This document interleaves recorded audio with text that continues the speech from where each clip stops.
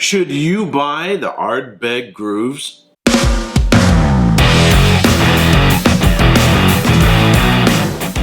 Welcome to another episode of Erik Wait Whiskey Studies, and in this video I'm going to be reviewing the Ardbeg grooves.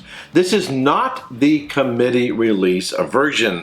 Although I have tasted the committee release version, I wasn't able to get my hands on a bottle. But when this originally came out a couple years ago, I bought two of them for $109 each.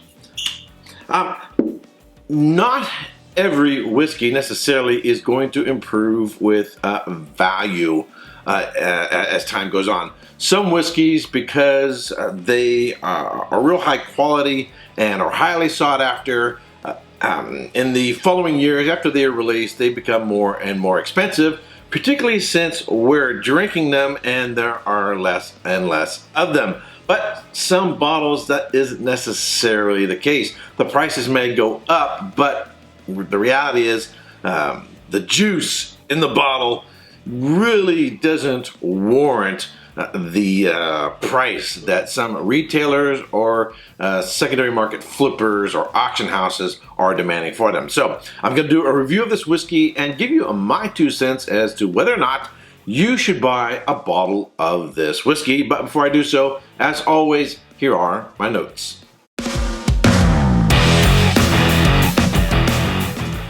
Ardbeg Grooves was released in celebration of Ardbeg Day in 2018.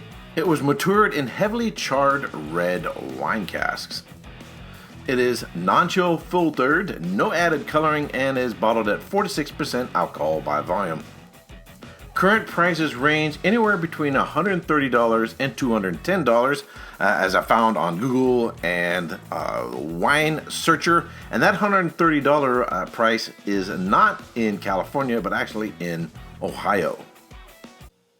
So before I get into this, just to point out something that just came in, and on my Facebook, I will post a video, talk a little bit more about this. This is my new challenge coin. Really excited about this. I'm currently working on the details as to how I want to make this available to the public, but it is huge, it is heavy, and it'll actually cover not just a small Glencairn, but the, might say, Canadian-sized Glencairns.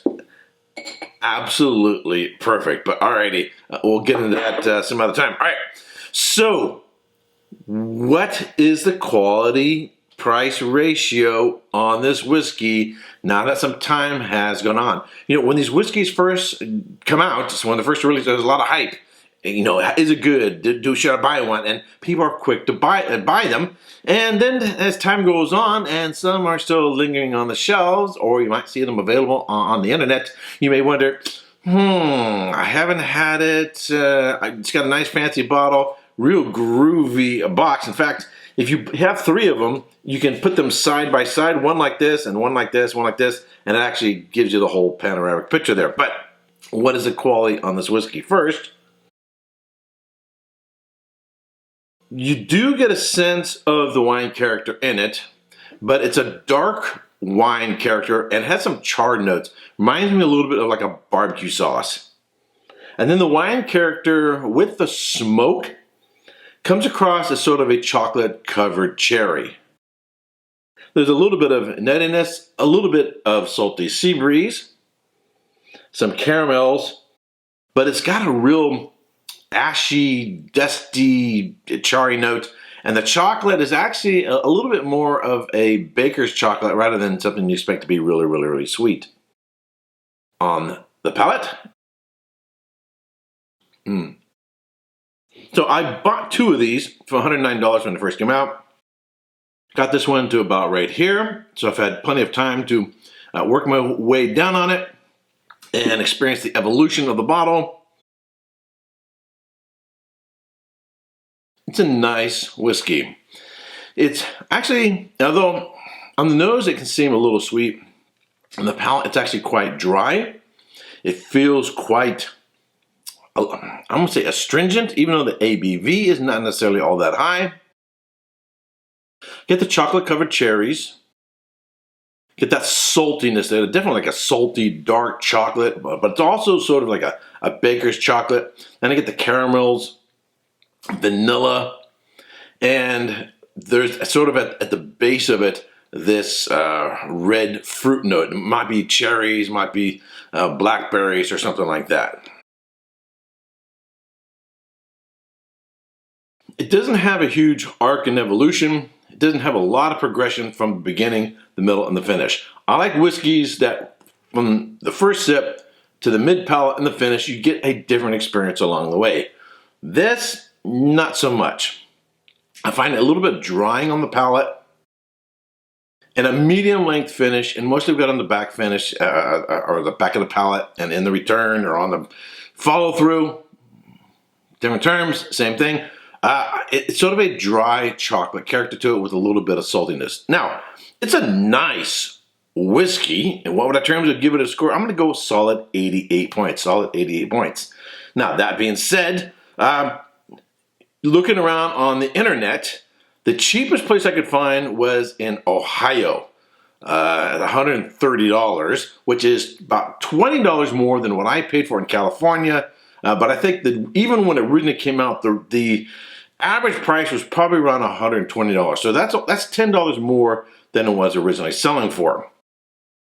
If you want one and you pay more, this is my personal opinion, if you pay more than $150, I think you're really not going to get the best bang for the buck. Now, whether or not you should buy one, I would recommend buying one, it's going to depend on several things. One, are you an Ardbeg fan who really wants a representation of a multitude of Ardbegs on your shelf, as I do?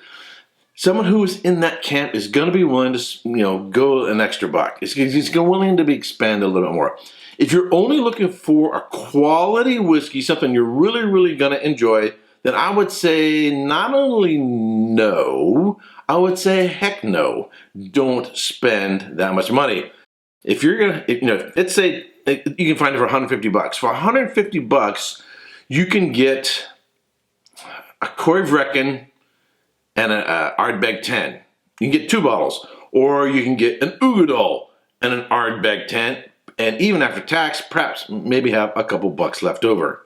I would rather have an Uigeadail and a bottle of Ardbeg 10, 2 bottles, than one of these. So that is my recommendation. It's a nice whiskey. It's a good whiskey, a very enjoyable whiskey. I'm going to enjoy finishing this bottle.